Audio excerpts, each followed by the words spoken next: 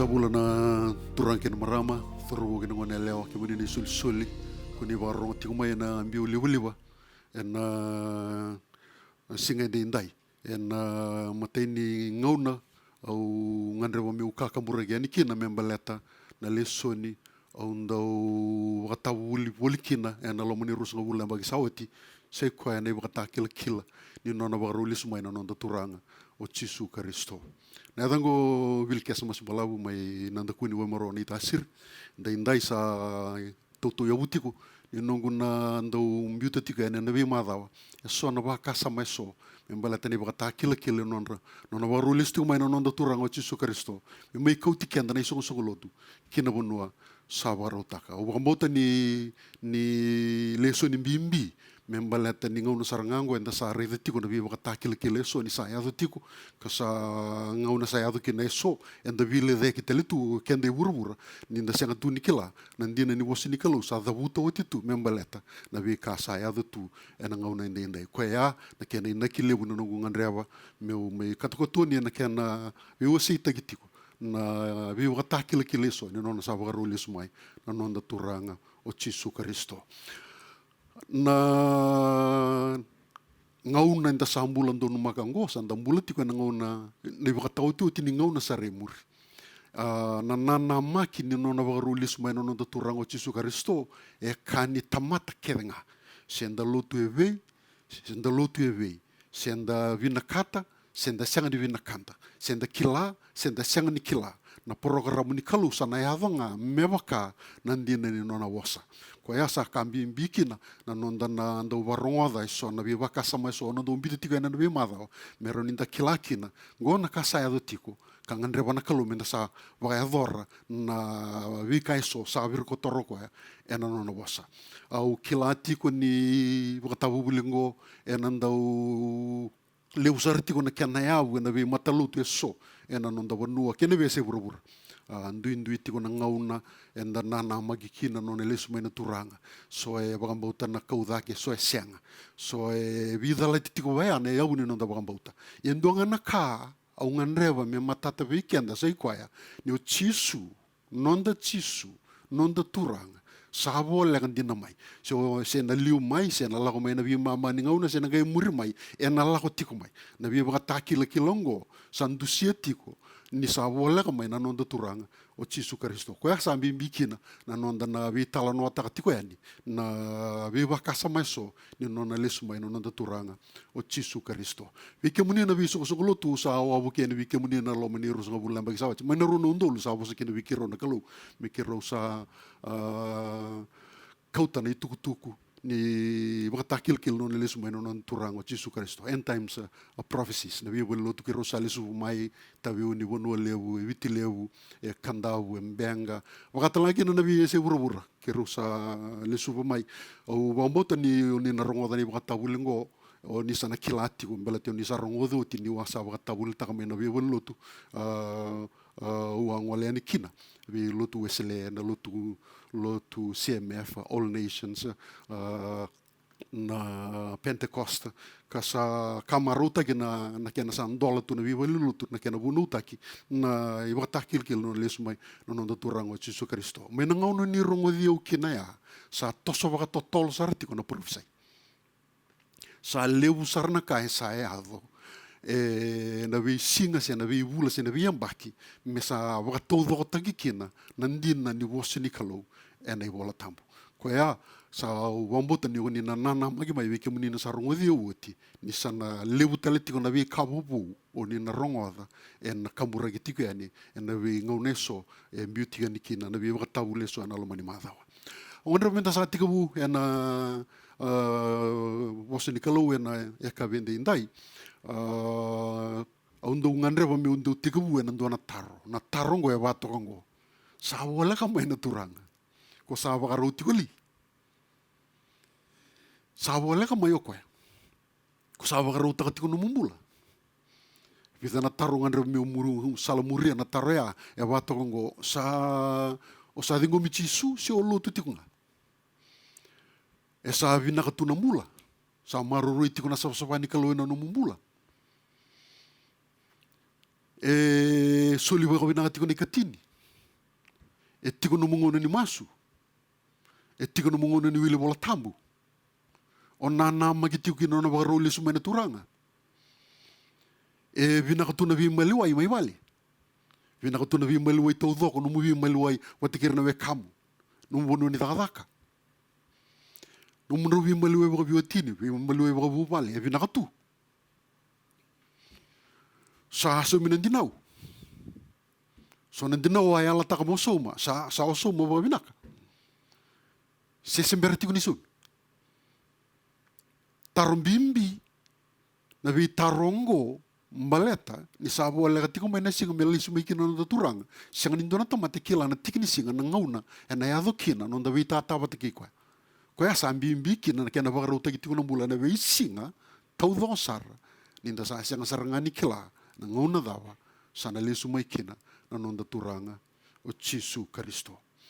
Ratu taro na tisay peli, e na madi wasi rasul ka ba, na tikina tulu kina ba, Vatokanggo na non ratu taro na tisay peli. Tono mga ni wala tambu. Ini sa tiko ko koy mana uli bono ni vi olive sa lako buni. May uwa ko irato na tisay peli ka kaya. Ni tuku na may wiki ito. Sa nayado ni naida na vi kaongo. Ya namatay ni taro. Ay nayado ni naida na vi kaongo. Ia kadava na iba katakila-kila ni nomuni na lesumay. Kini katolo kini oti-oti. Kina iba katao ti-oti kay wura-wura. Tolu na taro rato da wuta. Matai na dava na iba katakila-kila ni nomuni na ngauna dava e na yado kina, kini karua. Na dava na kina iba katakila-kila, kina wakatao ti-oti kay wura-wura. Ya enda na sasangati ko menda na somatigo na vi taro ya e na ngauna enda na wuli da tiko kina na leso ningo ni no na leso mai no na turanga o Chisu Karisto. Da wuna una kena wasi endua na tikine dhiwa wango na kena rorongo a kasa tiko e liu sa i koe ngai na tiko mai muri. Vi kasa ai ado oti e na wakarau i ado tale tiko mai liu. Kena mambale e senga nindo na kawou e na wura-wurongo. Tunga na mga wala tambu kasa senga na kawou e ruku ni mata ni singa. Koia e totoka kina na leso ningo ni wakatakil-kil na leso mai na nonda turanga sa i koia ni vi kasa ai ado oti e na nanama kini la iatu ni tale tiko mai liu. Kaya baga na vina kata menda kila na dava sa baga roe ado tiko mai liu reide leso tale na vi kasa ai ado oti. E da wiri tiko nga na vi ka e na lako dhiruma e na wura-wurongo. Dota na tikini wala tambungan reo meu dawutara weekenda. Tuan bango na emotion kena wasi tu la tikini vitu. Endina e na senga ni bagaya dore endua na ka na turanga o choba e na bagarei takamandanga na nona wasawuni veira na nona italatala na profita. Kalau na kalau ndo lolama. Ko na senga bagandua ni rao ni bagaya dore endua na ka ni sembera ni wasa. E na wasa rawa, e na wakasala rawa, e na wunau rawa, e na torotuna ngembaki, e na torotuna wula, e na torotuna madhawa, e na wasa rawa tiko, ni semberi ningai wakai adhora, e ndua na ka. Koia enda mara ukina, ni wala tambu, e mbini tukina, na wasa, ni ala, ni kalau membaleta ni wakatakil kina no lesumai, no nondatura. E sivia ndua na ikawa. Sivia, e ndua na ikawa ni wala tambu, e wakatakila ni nonda kalau e wasa ngai wakai adhora tali. Dina nona wasa ni ala kita nga. Kasanga ni rawa ni wakadhora ndona ka, wakawa nanda wasa rawa ni sembera ningai wakai adhora. Itu tini tinggi wala tambu ni sembera ndala kwa waya nina wei tinggi wala tambu ngan rawa menda nana magi kina no lesume no nanda turang o Chisu Karisto sa ikuwa na same wasi tini kandua tinggi tolu. Au nanda utalema waka waso mati kuna wei tinggi wala tambu ngom baleta ni sa ngauna sarangango enda sa redetiko na kena sa wakai adhoritiko. Watongo na kena rongo, sami tin kandua tolu. Na dhawa e na dhakava rawa kuira na yalo ndonu, keva ka sa wakarusai na yawu. What shall the righteous do if the foundation is broken? If the foundation is broken, what shall the righteous do? Sanda sarabatiko endai na kena sa waka malu-malu mutagitiko na yawu ni nondambula waka mbauta waka Kristo. Tukuna wanga ni wala tambu kia waka sa waka ya wala tina yawu na thabarendo dhaka wana tamatela nundonu. O wamu te sa kena ngunungu minda sa wunu utaka wang nundonu we ira kethenga na tamata kethenga e na we tambangau na kethenga me adhawana lesu mena turanga minda sa wunu utaka tale waka nundonu na ndomo ni kalau ena nonda banua. Na ina kini lesoni. E vati ko na ina kini lesoni. Ndana sarabati ko ena na bi madawa. Keni matai menda reida kina na mbimbi ni profesai. E ani sai ko ena kalau enda garawa na kalau ni profesai. E senga bagandu ni lasu se vi sau se ndo vi bagandirinde no nda kalau ni satukuna ni na baga dora ndona ka ena baga dora nga. Satukuna ko ni o chisu ena mai bondo ena ndona yasa asa tal ni roni wase. Sana yasa nga. Keni karua menda kila na kalau i baga tuba na nona daga. Senga ni ndo daga tuba ga Italia na kalau. Ena ngone vi mbulikina e ono na singa vi mbulikina kabitu ni singa e baga dedeng. Mbule vida na kaina mateni singa vengu mbule vida na kaina karuni singa vengu sabaka tala ngakina ne baga tau tioti ngonongo e na baka saranga na kene baga tiku e tuni baga vinaka na vi tartara vinika e na baga royado tiku mai ko ya e na lewe tiku ni nondeleso ni menda na nama tiku ni kina ni na baga tuba vinaka sar tiku na vi tarabi ni ka menda na nama ki me adoba sar ni nda salo ya ni kina tau mundu sa baga rota weekenda na nonda turanga kene tolu menda kilaki na ni wola tambu na wosa ni kalau ngo e wosa di na saranga ni kalau e lewu na i wola ni lo tu na bura ndai e senga tal ni ndua me toto wata ke na wola tambu sai koya na wosa ni kalau oni ngai bang din ta ko bombuta ni sa bang din ta ko bu sarwi ke muni e na lesu ni talanga ono bita tikane na bi madawa oni na bang din ta kina na ndina ni kalungo ni wosa woto e vida na ro na mbaki woto e undolo na mbaki sa dabuta romo ko ni na baga dora e na baga dora ko sa anda nu indi kina na tamate nda baga buta na kalau ni ke baka sa wosi ni ala weekend na ndo na ka me baga dora weekend e na baga dora nga maleta ne ko ya senga baga ndo ni nda ulasu na nonda kalau keni ka ba keni uti ni naki me rawa kina ninda kila na ngau na nda sambulan do no magati ngo ka da ungeti menda vi wutu ni ka vi so mai menda mai mbula taka no mbula wakalo menda kila na ngau na nda sambulan do no magati ngo ndai kan da ungeti menda vi wutu ni menda mbula taka na mbula endondo menda mbula taka me rawa kina ninda na levea na vi ka e olonga tiko mai na bunida e na ngauna sa tiko ngo e matanda. Udi wani profesa e rua tiko. Dua na bia baka takil kila vinaka. Na nama kini na dua naka na lewu ni ka vinaka e na yado tu e na nondambula ke na tamate na ngarawa na kalau. Ni ronga tasarwa vinaka ngo. Na media, na TV, na walesi, na pepa, o ire rangandra me wulitaki na non rai tuku mera rawa kaki na mera rawa tumuki na mera rawa ilawu kina ya na tuku vina kan ndo era ndo rawa taki na non rai lawu na tuku lasu ke na tuku dala na tuku nduka na tuku vina ka senga suti ni ndo mbiu wakaleu ya na media au ngana me uda butango ya na ndo lewu tiko ngana vina ka meba ka ni lewu na kalau na kalau vinaka e na lei tunga na wala da na media wala nga endo wakalibu takatu mendana numa ni obura sa bura vandin ya sandin endo na sana e bura sa kesta gitu na bura ngo sa bura vatiko ya unganda me pangandi ta weekend ni lewu tiko na vinaka e lewu tiko na vinaka e tiko ngo na ngauna sa sobara tiko mikina na kalau na nona vinaka weekend todo na tamate na garaba na kalau karuni udi wa da era uya da wata tiko nga nang do na ngauna na vinaka wata kina da na kaimbimbi ke san sei ko na nonda ding odi onending ta ka vinaka so onending ta na da na nonda mbula na singa sa baka to tegisaranga ena nonda dui ding Pita ngana tingin bola tambungan repa menda na rei da bata kene mata ya na ipiru wasi diwa tingin rosul gabitu tu na bola tambu ni sa lesi wana tamata me mate manda ni otiko ya na vile wai au ngan repa me mata ta weekend na viwe kani ena singende indai ni ndua tiko nambula e muri tiko mai sianga ni okwengo nambula walenga siang endua tale nambula e muri tiko mai kaya ngani bola tambu ini sa lesi wana tamata me mati ngone sa mati otikina gai muri taraba tal tiko mai dona vila wai kina mambal endo talem bangi nambula e muri tal tiko mai ko saba waro tiko kina ya Ko sa kawai takatiko nindona tau mundo e muri tiko mai. Orona muri tiko mai ngo erau tau mundo rua. Nyo sa loi lo malang na buku chisu ona le tau mundo batake chisu na bono usi bisa varota. Ye nyo sa lago ye li batake setani ona le tau mundo kina. Ni baka sama takamanda. Ni sayang bagi vida ni kuwa. Kaya baka ni sayang bagi 5,5. Pakata mo sayang bagi 5,5 mai eli o toni tu na wai kata-kata. Santa toro mandanga na wai kata-kata. Wai kata-kata ni sayang buembo en donan round degree. Mo toni tu na wai kata-kata 5,5 na yang baki. Ya ko ngo oro na tau mundo ngo ro sanga di tawa.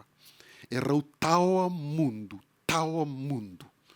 Sambu baka sama takatoka. O sanu ita kana leso ningo nina baka bure baka sama weekend. Menda kawe takatiko ni oti na mbulongo. Endo tal na mbula e muria tarawa tiko mai. Mateni koroni tawa si tin kalima tikina tin kadiwa. Kaba ngade bola tambu kia bakanda saba ka nui meanga weekend na karisto e na mbula ngaongo. Enda tamata baka lola masaranga. Nonda lotu balata menda rawaka merto wul na ngone. E sanga ni dala. Ya kaba ngone bola tambu. Kia bakanda baka nui meanga weekend na karisto e na mbula ngaongo. Enda sangai tamata baka loloma baka libuta ke vira kita nga na tamata. Tunggu wango noi bola tambu alut sayang na mbulongo kena mbula samber mai menda kawai takatiko na nonda tawa mundo. Ya na utu ni leso niongo. Vi baka kila ya tu tungo me baka sala taki kenda menda kila sabo leka mai o tawa mundo. O viro mundingi tak. Mundingi tagi lo malangi sa mundingi tagili. Lewa sarangai na nomu baka tu lewa binaka kan dondon. Rau ruorua e rau tawa mundo. Do tala tikin bola tambu weekenda, ma di urso bola kabatul so bola kono kabongo weekend ni bola tambu. Na singa ya, singa sarani do kila. Ia na singa ko ya ke na tikini singa. E na singa nindu e kila. Ko na ingilo si mai lo malang, era singa ni kila. Se ko na luven o chisu mandanga ko elisti ko mai. Sandun tamani taka lebungu. No ko mandanga elisti ko mai. E singa ti mandanga ni kila, na singa da mengai ya da mai kina. Itu na bola tambu ko duan na tamangu sa tiko mai lo malang. Na tamanan duan saranga. E tiko bua na tigini singa me na yado mai kina na luena o chisu. Ke baka sa sanga ni kila na luena e na sanga telangani da kila ro kenda. Au mbite kendo na bosi ni wasala. Ke baka o lotu tiko. Ungai rongo da endua ni dabuta na tigini singa me na lisu mai kina o chisu me bango. O chisu e na lesu mai e na rono ndo lurusa bulkandua e na bulo November na ikatin kalimani singa. Waka lesuya na bosaya. Baleta na kalu e sanga ni roni borok na nona bosa. Satu kuno ko e na sanga nindu e na kila e na sanga nindu e na kila. Ke baka endo na tamata sa nanuma me kila nrotaka na wale lutungori nrotaka na itala ngori e lasu baleta na kalu na sanga ni rawa. Ni dhonga hatale na nona bosa nga wakataki koe. Enda tu sartunga e na vile deki. Kanga iso li weekenda na iwa kila ko rasa kamuadara tungo e na nonda pura-pura. Maten ko rin ito wasi tin kalima, 5 kina 5 rua, da na saraba kina na baka samango. Na nonda kaudaki, ni saya do may na singaya, ko e siyang mandangan ninda kilati ko na singadaba. E nangaw na saya do kina, na kena totolo ni nonda lako, e baka na sauruba ni mata na kena totolo. Maten ko rin ito tin kalima, 5 kina 5 rua.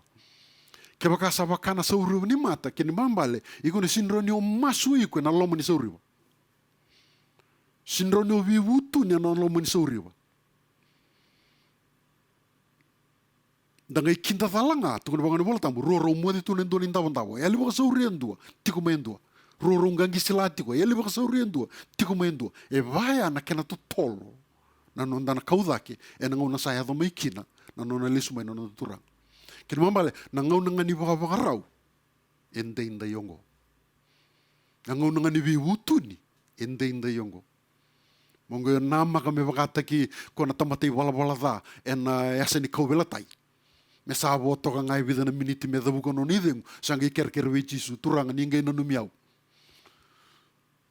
Kalunga to ko ya ni simbo kerkerera sember ni dabu ko na ideng. Au nganreba muni dingo mani usando muni kalautika ni wike muni ni wiwutu ni rawa. Malatana singa lele sumikin na turang o Jesu Kristo. E na bakanga na sauri ni mata. Kena totolo enda saya ali milioni baga milioni na tamata e na wura ongo. Soni wase tin ka ba ruo kina tolu wase ne viva longa ngata ke weekend ka weekend ne bol tambu sabu kana tikina na wali tamangu. Wasa sanga usa ka weekend mundo sa la gongo le baru tangana tikina mundo au nanga ele stale mai me ko tikina mundo tiko telanga e na bonua ka usa tiko kina. Matani de sol nei ka lima ruo tu ne wanga bol tambu e na bakana ndau mutako e na mbongi na singa ko ya. Ndau mutako singa ne roni da butarau mai na ngau na la mai kina. Lewa na ngau na ndau mutako, se ndau mutako, e na ngau na ni tūdala tu, e na ngau na ni wakawelewele, e na ngau na ni moade. Da tormanda ngau rona tolea. Ki mambale, sabi buga unge titiku, menda sa haku ni moade. Da kaku ni wakawelewele, da kaku ni tūdala tu. Dena nga iado, mea wakana ndau mutako weekenda, ni sa iado na singoya. Enda ngai tangi enda ngai vididi aki sayali. Ra sayali na wekanda sa kautira na kalu kina wanua sa viva rautaki kina na nonda turanga o Jisu Kristo. Ma tini te sol nei ka wasewa, tini ka wanu kina tini ka walu ka wike tini waltamu na rongo mai na ndomu ninda wui. Kina ndomu nengelo isturanga. Era ngai tuda ke tau mandir sa mate tura, tuba te ke Kristo. E muri ko ikenda nda sambula tiko. Enda ngai vita atawa te ke Jisu ena madawa. Me enda ngai tiko wate ke koya tau mundu. Katau mundu. Na vivo kani singoya sabo wale kasar. Sabo wale kasar. Singoya sabo wale kasar. Aungan roba me udawa ena nungu baka madala taka weekenda na ngauna inda sa bulan dunu maka inda indai. O Israel na kaloko ni kalo.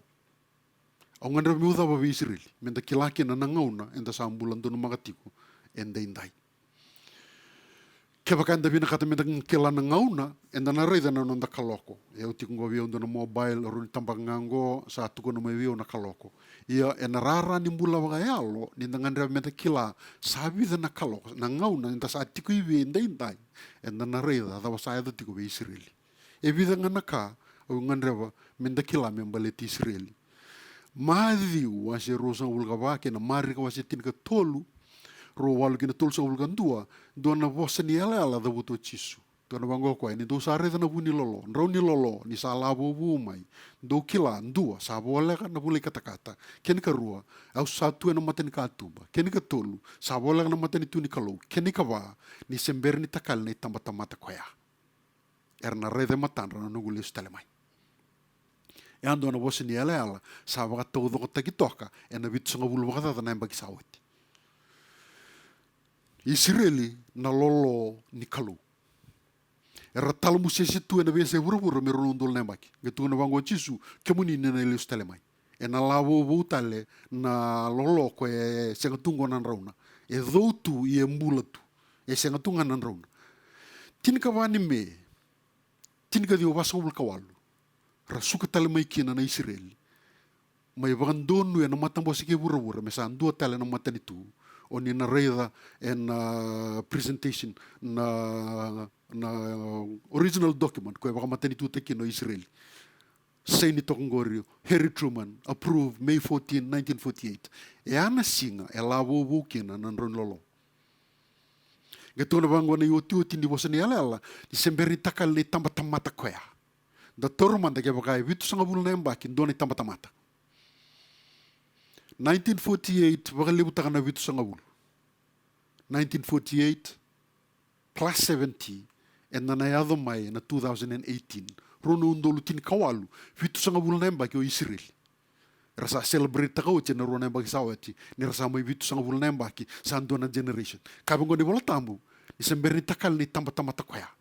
Ken mambale ke baka vitu sanga bulu ndona tamata sadala ya. Dondoni beka mena walu sanga bulu. Sena dio sanga bulu mbek.